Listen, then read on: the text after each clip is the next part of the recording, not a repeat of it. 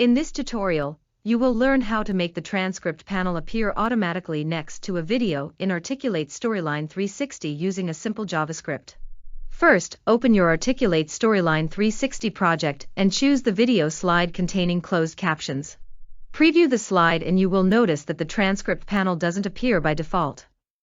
Typically, learners need to click the transcript button on the player to open it. To resolve this, we will add a simple JavaScript code. Open the Triggers panel, create a new trigger and select Execute JavaScript as the action. Set the trigger to run when the timeline starts on this slide. Next, click the JavaScript editor, paste the provided code into the editor and select OK to save the changes. Now preview the slide again. This time, you will see that the transcript panel automatically appears next to the video, no extra clicks required. To make additional adjustments to the transcript panel appearance and behavior, click the three dots beside the Close button.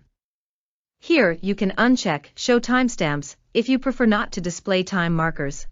If you want the panel to remain static, simply turn off the Auto Scroll option. Use the controls at the bottom to resize or reposition the panel to fit your layout. And that's it.